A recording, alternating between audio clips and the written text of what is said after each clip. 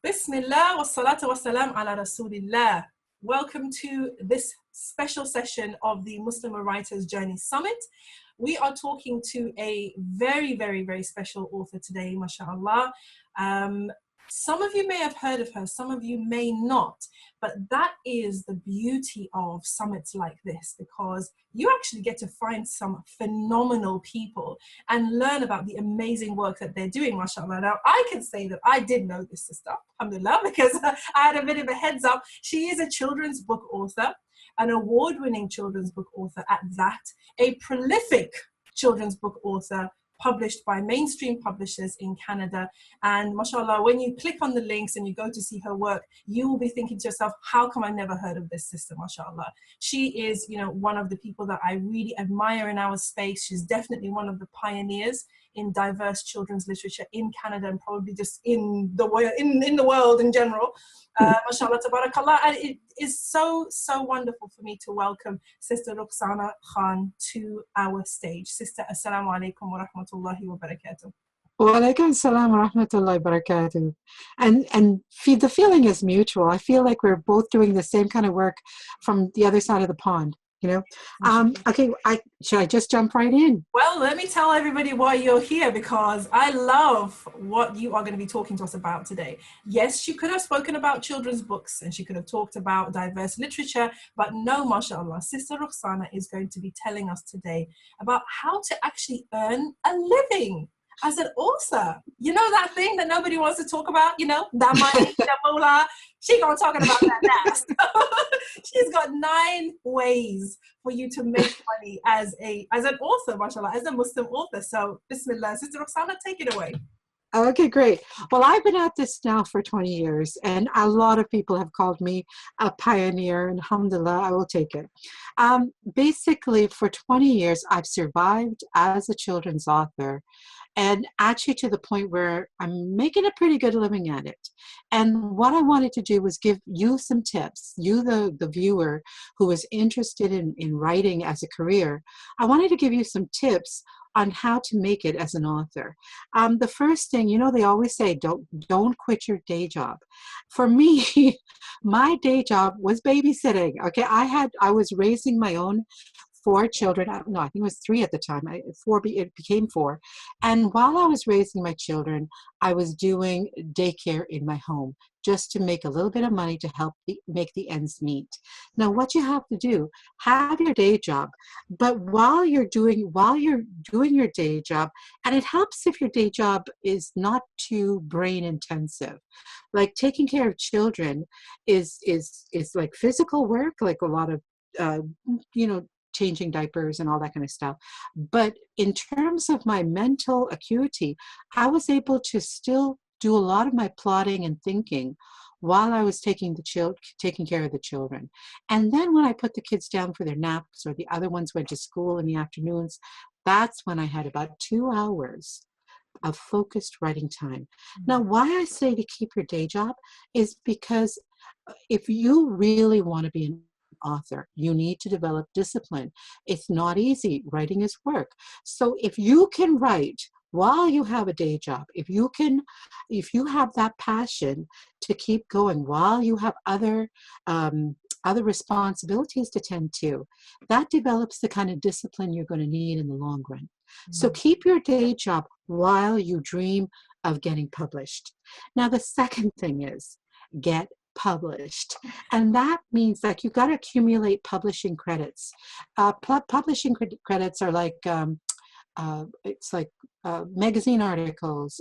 Start anywhere you can, even if you start with small publishers. That's something, because on your query letters, when you're querying other publishers, and remember, publishers receive thousands of queries all the time.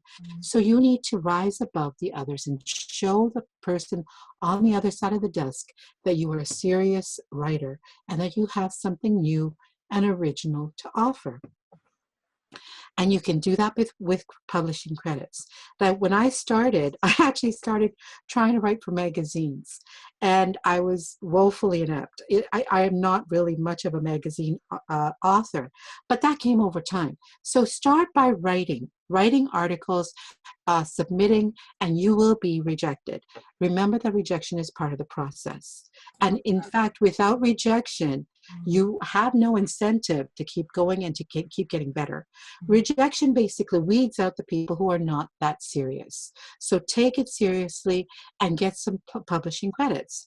And also start really developing your skills. There are all kinds of resources online, in the library. The libraries have books on how to write books. Go and take them out, read them. One of the ones I really recommend was by an author called Rust Hills. I think he used to edit the New Yorker. And he wrote this amazing book that I just really clicked with me. It was called The Short Story in General, Writing in General, and the Short Story in Particular. His name is Rust Hills. Just look for that one. And I really found his advice really struck me well.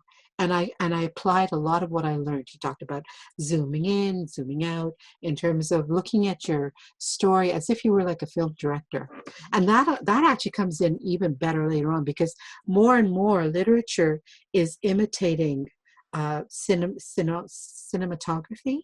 Like when you're writing, it's almost like you are a director and you're focusing the story on different levels and the scenes and all that kind of stuff. So develop your writing skills. And that means it'll take time. Be patient. Be perseverant. Remember that God rewards patience and perseverance. Now, for me personally, once I did get published, what I did was I developed presentations that promote my books, even while providing essential knowledge of arts education. So I started taking some of the skills that I learned and all the research that I did in terms of developing my skills as a writer.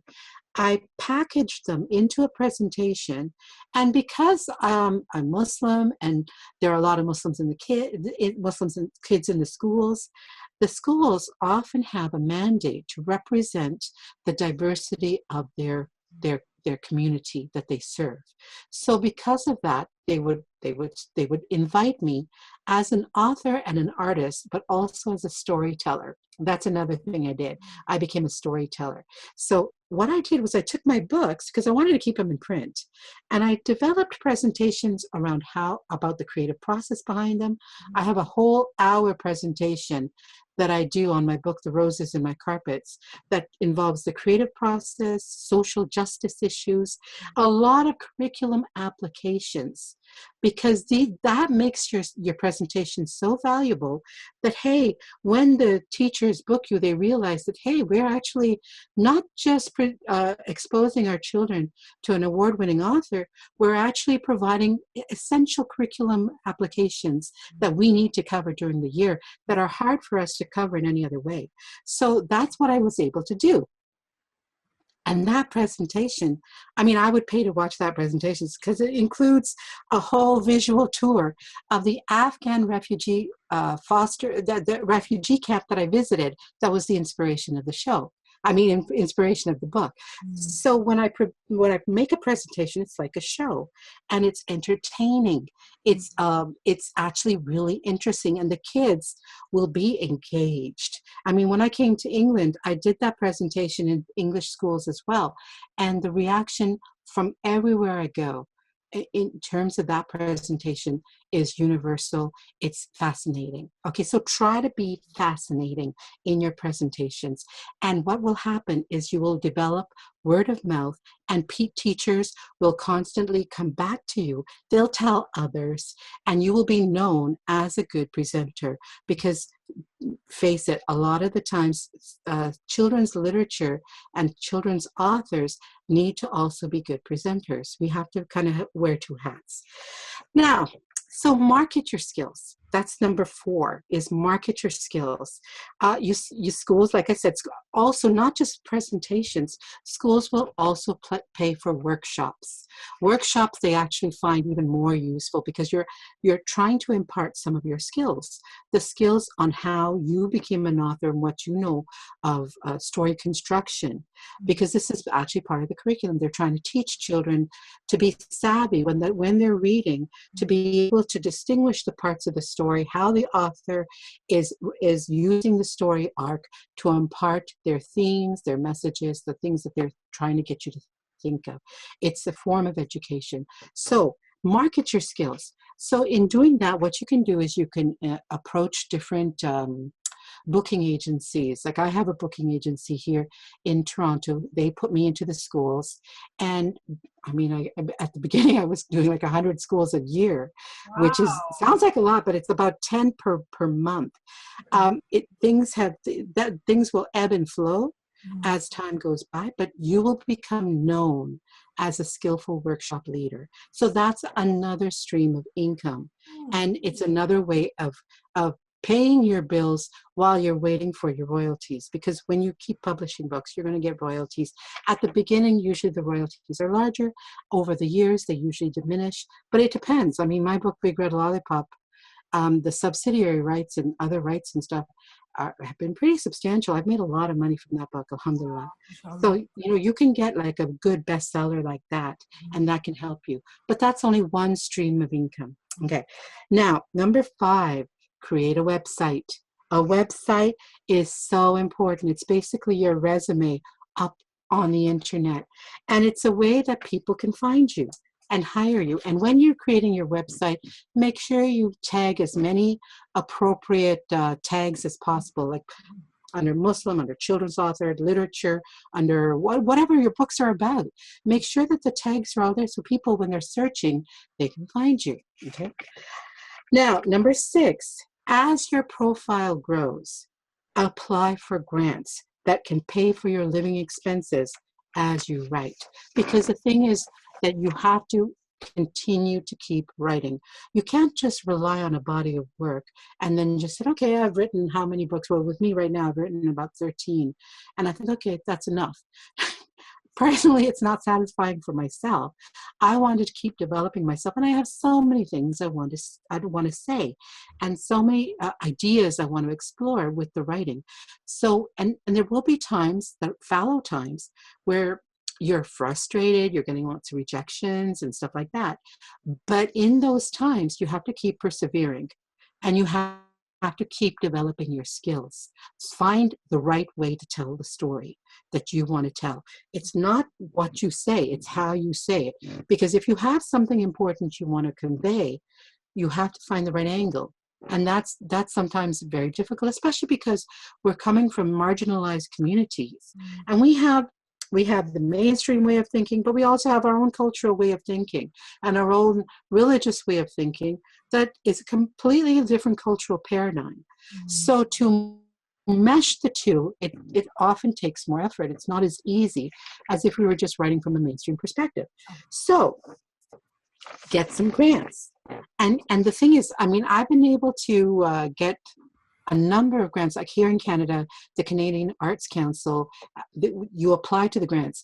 This was the first year that I actually got a grant, and it's for a project that's really close to my heart.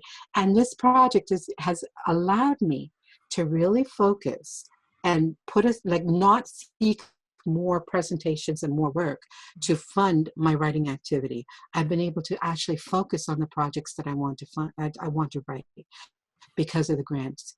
And it depends on wherever you are, whatever grants are available. There might be local city grants, there might be provincial grants, there might be federal grants.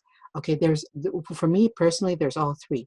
There's one from my city, the one I live in. There's Toronto Arts Council grants. Then there's Ontario Arts Council grants. And then there's Canada Arts Council grants. It could be different for where you live. Okay, so look for it and see what grants are available.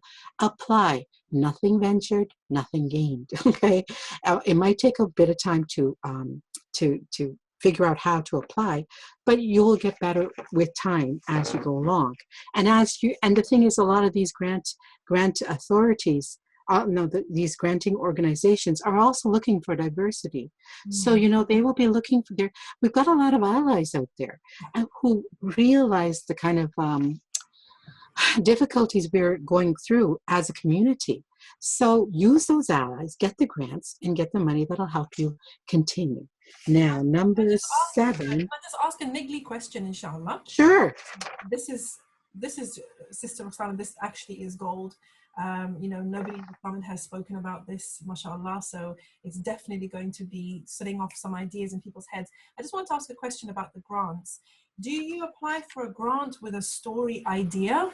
Do you have a publisher already in mind when you're writing with a grant, or do you get the grant to explore your idea and then submit to publishers? How does it work from the publishing point of view? Oh, it depends on the granting process. Okay. And there are different types of grants. There are grants that are really grants that are like for you to pursue whatever projects you want. It's like more you've presented yourself as an established author or whatever, and you're trying to explore something. Other grants, like this one that I personally got recently, was based on this project that I'm working on. Okay. So what I did was I presented this project, and when I'm writing the grant, like I've been on juries, I've been on granting juries, and that actually helps because when you see other people's applications, you see where it falls short and where they're strong. And as a person on the jury, you want to give away the money.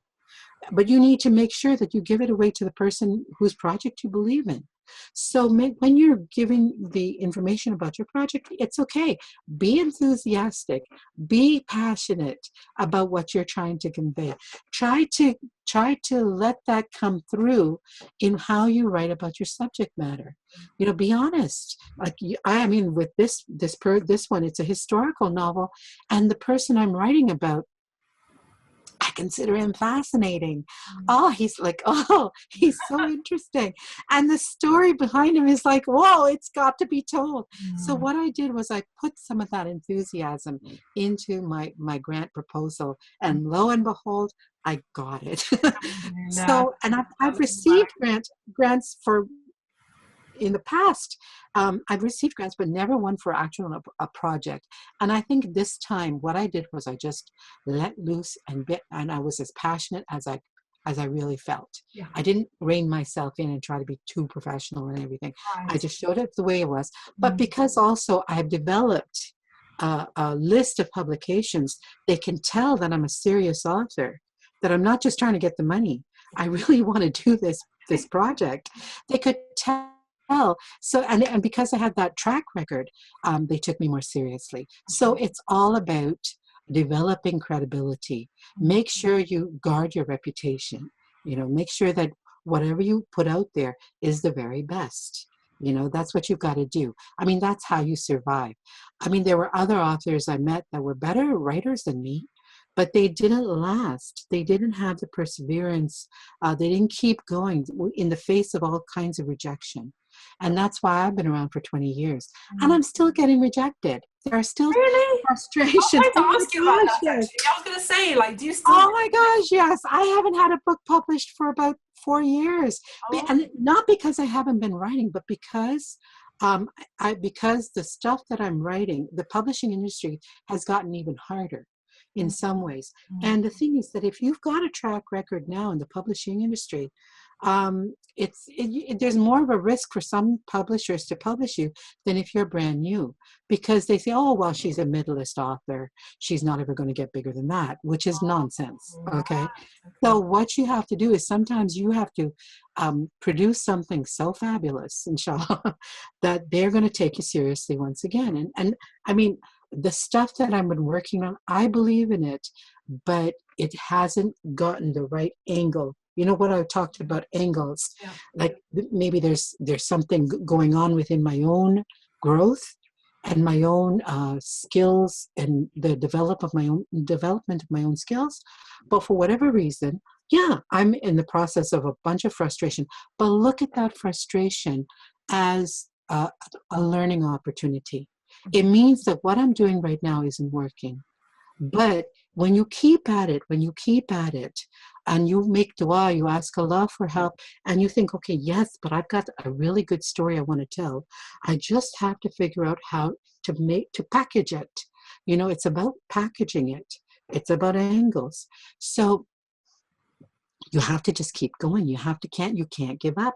You have to think, okay, this is what I want to do, and keep it close to your chest. Don't tell too many people about it until you're ready to reveal it to the world, because you can talk out a project. Yeah. So the whole thing is keep it under wraps.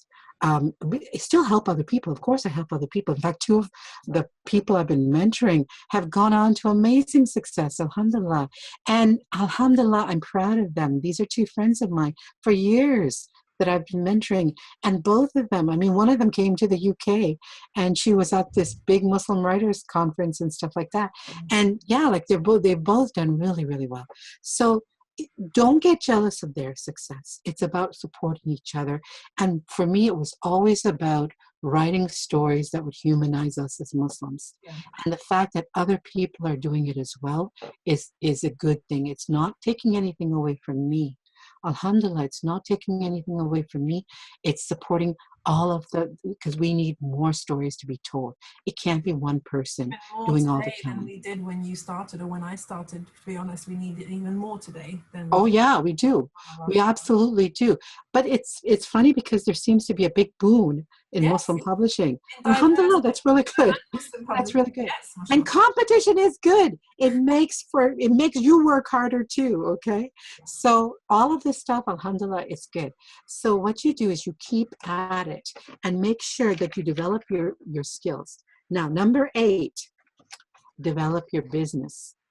Take yourself seriously as an author, okay? Start keeping receipts. Write off your expenses. For years, when I first began, for years I had thousands of dollars in expenses that I wrote off and I carried over to write off against future income. And then, subhanAllah, finally, when I started making money, for a while I didn't have to pay taxes because I had all these negative expenses that I had written off. But then when the time came I had to pay taxes, I thought, oh, I gotta pay a lot. And sometimes I would be working for a couple of months thinking, okay, I just paid my taxes. Wow. And I didn't get any money for that. But alhamdulillah, honestly, my husband put it really well into perspective. He said, look, we get so much from our taxes in terms of our government support. I mean, look at all the grants that I've received, all the things that I've gotten back through my taxes. So we should say alhamdulillah when we have to pay our taxes. Okay, that doesn't mean you don't write off your business meetings and your mileage and the amount of your house that you use to work in, but it just means that you pay your taxes, but you also treat yourself as a business. That helps to keep your business going. It helps you make a living at this. Now, number 9 is go back and do number 1 all over again. It's get published, okay? It's get published and get published more. You have to stay relevant, okay? And I'm at that moment now. In fact, when people were calling me a pioneer, I felt like, does that mean like I'm over and I'm done? No, it doesn't mean that. No, it doesn't. It means that I was there at the beginning and I was one kind of forging the way. And sometimes the person forging the way doesn't get all the attention. Sometimes it's the people who are coming afterwards who get the lion's share of the attention. But it's not about attention. It's about the journey and what we're trying to accomplish. In my own situation, my intention with Allah subhanahu wa ta'ala was that I wanted to write books that would provide something good for this world and for the hereafter. And inshallah, my books will earn me good deeds. Even it'll be a sadaqah jariyah, and even when I'm in the grave, they will earn me some good deeds. And sometimes those kind of books aren't the most popular. They're not the big bestsellers, and that's okay. Yeah, that's okay. Because the thing is that the people who need to read them will, inshallah. They will find them and they will benefit from them. And so the thing is that if you have enough of them going and you develop yourself as a resource, both within the Muslim community and within the mainstream community. You will eventually develop a reputation of someone who is worth listening to, worth hiring. And alhamdulillah, basically, that's how I've done it. That's how I've been able to survive for 20 years. And alhamdulillah, sometimes I make more money than my husband does. Okay. It just depends on the year. Okay. But alhamdulillah, I'm doing quite well. I started out poor, and I can say, alhamdulillah, I'm not poor anymore. I'm actually quite comfortable. Alhamdulillah. That's wonderful. So, what we're kind of talking about is obviously we need to be being published. So continuing to have books out there, producing more books. And I think now we're in a bit of a different situation where we've got, I think, a bigger choice of publishers, because we've got the main big ones, but there are also so many new independent publishers now that are interested or focusing on diversity. The big publishers have even started lists specifically for either Muslim fiction or African American fiction or whatever. So you've got, much more variety than when we started, I think, in terms of publishers you can work with, right?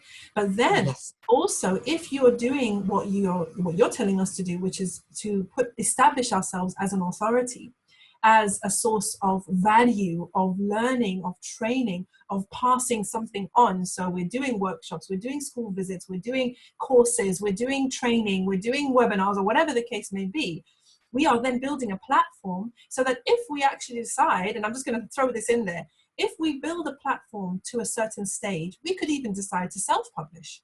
So you can definitely. There's people who self-publish and they do really well. You could have there are some books, there's some books that should be self-published. Unfortunately, I never had any luck with self-publishing. I did self-publish one of my books when it went out of print.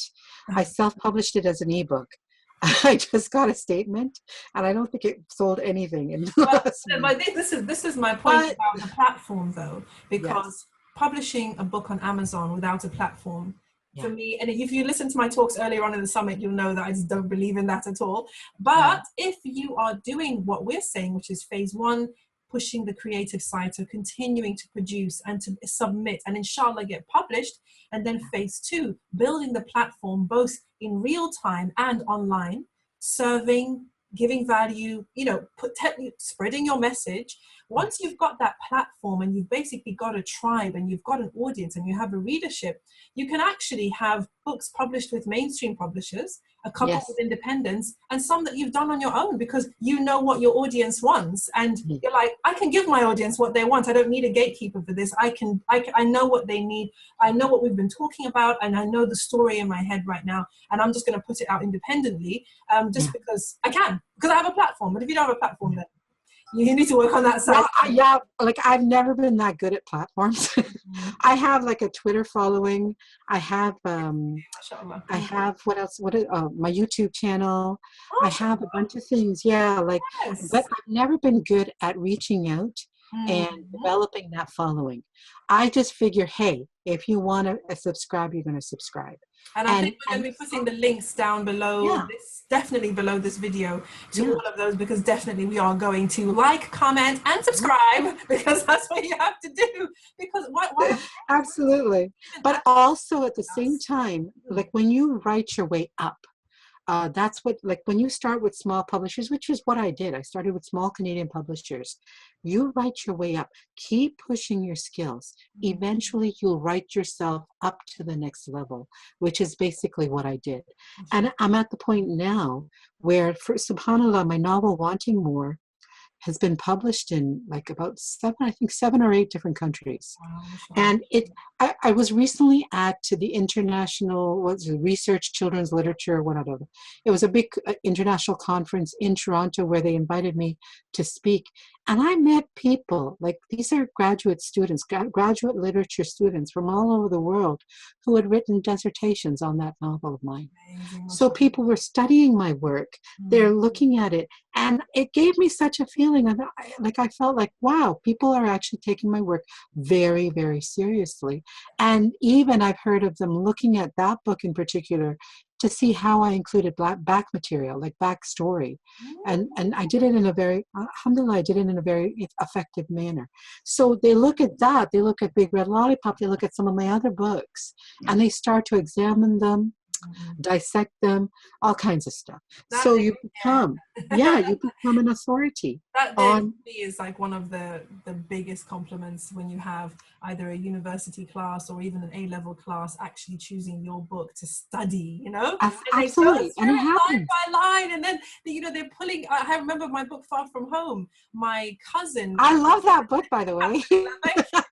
My cousin is a lecturer in the States at Boston, I think it's Boston University, and for her literature class, they studied Far From Home. And so she sent me some of the work, and these students were picking up on stuff like the symbolism of the sadza, for example. And I was like, what? Yes. I don't remember even thinking about that. But well, you probably did, but it was subtle, and it was like, it was part of it. Yeah. Amazing. MashaAllah. No, absolutely. Absolutely. So cool. And when you get to that point, and I forgot to mention Skype presentations too. So they're under the same presentation. People can find you through your website for even Skype presentations, and they can become a significant source of income. So you might not make enough money in terms of just your royalties, which is usually once or twice a year, and all the other. But when you add all of those streams of income in, you can actually make a living wage and a living income. And you can keep going to the point where, inshallah, you're doing very well. Wow. So basically, keep at it, be perseverant, develop a really good content and things that nobody else can do, and nowhere else they can find that information. So do that, or that perspective. So make sure that you do it in the best way possible, and you give it your all. And inshallah, you will be successful. Good luck. MashaAllah. Fantastic advice, you know, from a pro. Hey, you know, mashallah, you know what you're talking about. I know it's really, I'm so honored to have you on this platform, and I just want to say Jazakallah khairan for your generosity and for squeezing us in. Alhamdulillah. This time nobody else is getting talks, only us, but it's just gold what you've given us, and I know that everybody who is listening to this talk, mashallah, will definitely walk away thinking, I did not know that. I didn't know that was an option. I didn't know I had to do that. I didn't know I could do that. And so that's really, really amazing. So everything that you've mentioned here, the book that you mentioned, your books, obviously, your website, your YouTube, we will be linking to all of that, inshallah, in the description. And, you know, I would love to learn more from you and do some more training. So we'll talk about that later. Okay. Yeah. Inshallah. But in the meantime, I just want to say, Jazakallah kullu khair, may Allah continue to bless you, and especially bless this little secret project, because something tells me it's going to be an absolute stunner, inshallah, and I can't wait to read it myself. Inshallah, inshallah. All right, sis, Jazakallah khairan. We'll see you not in the comment section because you're not on Facebook, but see you on Twitter because we'll be tagging you, inshallah. Okay, great, inshallah. Jazakallah kullu khair. Assalamu alaikum. Wa alaikum salam. Wa barakatuh.